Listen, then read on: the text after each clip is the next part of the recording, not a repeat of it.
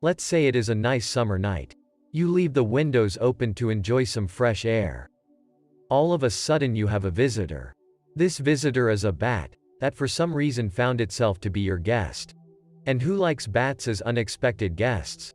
Basically no one. You will instantly get a mix of feelings between scared and disgusted. Your instinct will tell you to hide from it, or if you find some courage you will try to chase it outside. Fixed in popular culture as an evil, blood-sucking monster, bats are synonymous with all that's dangerous and terrifying about the dark. The truth, of course, is very different, and the goal of this video is to change your perception on bats by showing you how they are helping farmers financially and how important they are to all the planetary ecosystems. But why are people afraid of bats in the first place? From the dawn of mankind, the night has terrified humans. At night, our vision fails, while predators, both real and imagined, may lurk behind every shadow. Our senses of sound and touch are heightened, our adrenaline pumps wildly. As we walk in the darkness, we suddenly hear a very unnatural flapping sound, so alien from the familiar sounds of flying birds. As we enter a cave or some ruins, already in a frightened state of mind, a swarm of bats arise in fear and anger at our intrusion. Their unearthly shrieks send us into panic. Their rough and leathery wings give us a sense of disgust. This is our primordial reaction to bats. Thanks to our ancestors and their way of life, we instinctively find bats unattractive and scary.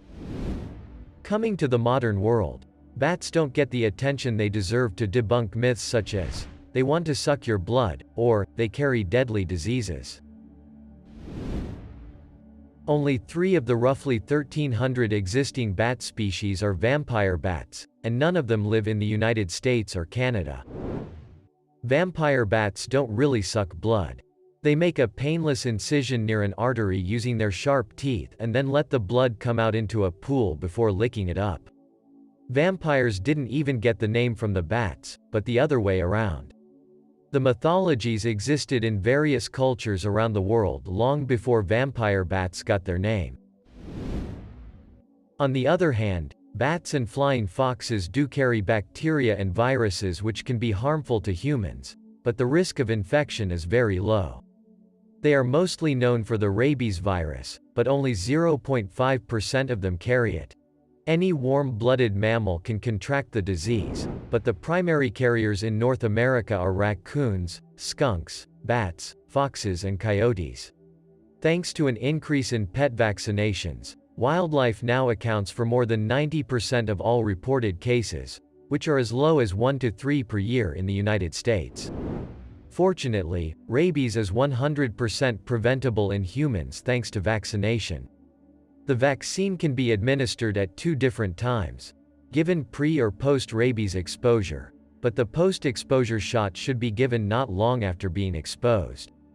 With a mortality rate of 99.9%, rabies is the most deadly virus on the planet if left untreated, and treating it can be very costly, so, love your own, leave other animals alone, is a good principle for everyone to follow. Bats kill way less people in the United States than, say, dogs or deer. However, this might not be enough to change your perception of them, also considering that they are not the most good-looking animal in the wild. Unless you wrap them in blankets. They look very cute inside these colorful comforters. Anyhow, it is now time to show why you should be thankful to bats and their critically important role in all planetary ecosystems. Just like bees, bats are excellent pollinators. More than 500 species of plants rely on bats to pollinate their flowers, including mango, wild banana and agave, which is used to make tequila. So, next time you drink some tequila or eat a mango, say thanks to the bats. But then the natural question comes to mind. Why do these species of plants rely on bats when there are bees and other pollinators around? Plants pollinated by bats often have pale nocturnal flowers that bloom at night, which is the perfect time for bats as they are more active during the evening. Meanwhile, bees are attracted to bright, daytime flowers. Bats play an important role in helping the regrowth of lost forests. Like birds, Some bats play a critical role in spreading the seeds of trees and other plants. Tropical fruit bats carry seeds inside them as they digest the fruit, then poop the seeds far away from the original tree. These seeds drop to the ground in their own ready-made fertilizer, which helps them germinate and grow.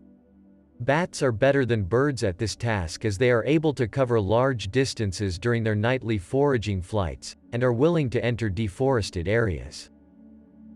While some people think bats are pests, some bats are actually pest controllers eating thousands of insects every night.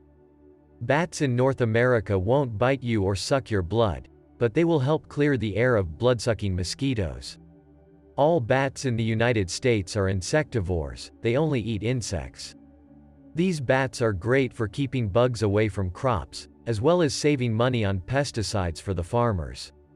Research organizations that have attempted to estimate the global value of bats to agriculture have arrived at staggering figures every time. According to recent studies, bats deliver $1 billion in value to the global corn industry, and $3.7 billion to North American agriculture in general. So next time you have a bat as a guest, don't panic. It probably happened by mistake and it just wants to continue serving the planet, so open all doors and windows to outside and give it some time to find itself out. Remember to never touch it, as what you should do with any other wild animal.